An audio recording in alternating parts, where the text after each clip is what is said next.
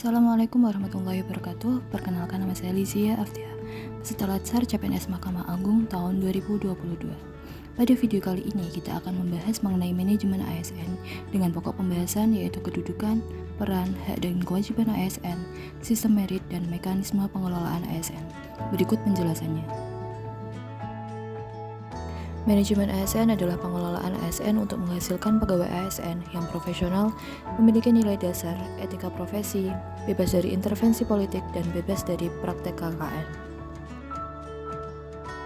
Kedudukan ASN berdasarkan Undang-Undang Nomor 5 Tahun 2014 dibagi dua jenis, yaitu yang pertama pegawai negeri sipil dan yang kedua pegawai pemerintah dengan perjanjian kerja.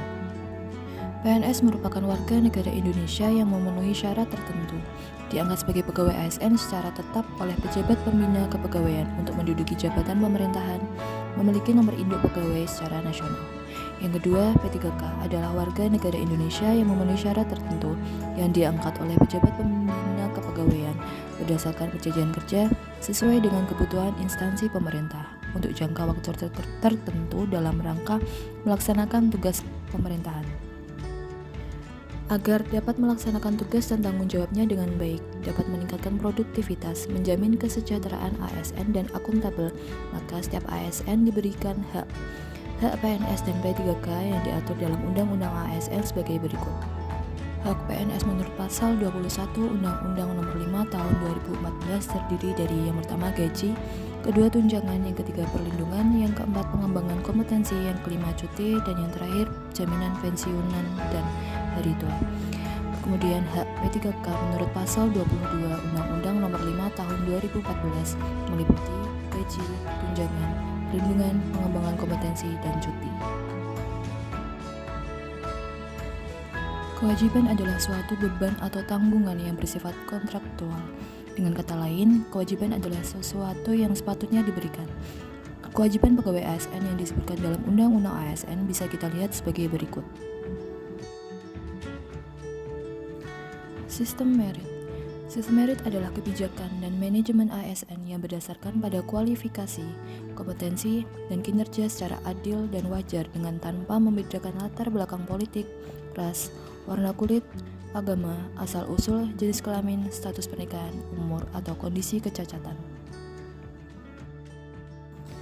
Jaminan sistem merit dalam monitoring dan penilaian antara lain dapat diwujudkan dengan yang pertama, pangkat dan jabatan dalam ASN diberikan berdasarkan kompetensi, kualifikasi, dan persyaratan jabatan. Yang kedua, pengembangan karir ASN dilakukan berdasarkan kualifikasi, kompetensi, penilaian kinerja yang mencerminkan kebutuhan instansi masing-masing. Yang ketiga, mutasi pegawai dilakukan dengan mempertimbangkan kualifikasi, kompetensi, dan kebutuhan instansi. Yang keempat, penilaian kinerja dilakukan dengan dasar kinerja sesungguhnya dari seorang pegawai. Dan yang terakhir, promosi pegawai. Promosi pegawai dilakukan dengan berdasarkan pada kinerja pegawai dan bukan pada pertimbangan subjektif. Mekanisme pengelolaan ASN. Dasar hukum manajemen ASN diatur dalam Undang-Undang Nomor 5 Tahun 2014 tentang aparatur sipil negara. Manajemen ASN sendiri terdiri dari manajemen PNS, manajemen P3K, pengelolaan jabatan pimpinan tinggi organisasi, dan sistem informasi. Manajemen PNS pada instansi pusat dilaksanakan oleh pemerintah pusat sesuai dengan ketentuan peraturan perundang-undangan. Manajemen PNS pada instansi daerah dilaksanakan oleh pemerintah daerah sesuai dengan ketentuan peraturan perundang-undangan. Manajemen PNS sendiri meliputi yang pertama penyusunan dan penetapan kebutuhan, kedua pengadaan, yang ketiga pangkat dan jabatan, yang keempat pengembangan karir dan pola karir, yang kelima promosi, yang keenam mutasi, yang ketujuh penilaian kinerja, yang kedelapan penggajian dan tunjangan, yang kesembilan penghargaan dan perlindungan, yang ke-10 jaminan pensiun dan jaminan hari tua, yang ke-11 disiplin, dan yang terakhir pemberhentian. Selanjutnya, manajemen P3K menurut pasal 93 yang mengatur manajemen P3K meliputi yang pertama penetapan kebutuhan, yang kedua pengadaan, yang ketiga penilaian kinerja, yang keempat penggajian dan tunjangan, yang kelima pengembangan kompetensi, yang keenam pemberian penghargaan, yang ketujuh disiplin, yang kedelapan pemutusan hubungan kerja, dan yang terakhir perlindungan.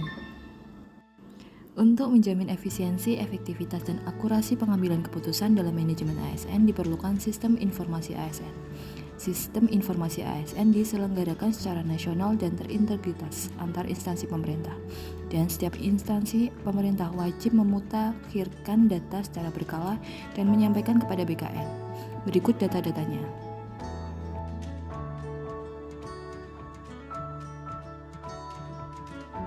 Sekian review materi mengenai manajemen ASN. Semoga bermanfaat untuk teman-teman semua. Wassalamualaikum warahmatullahi wabarakatuh.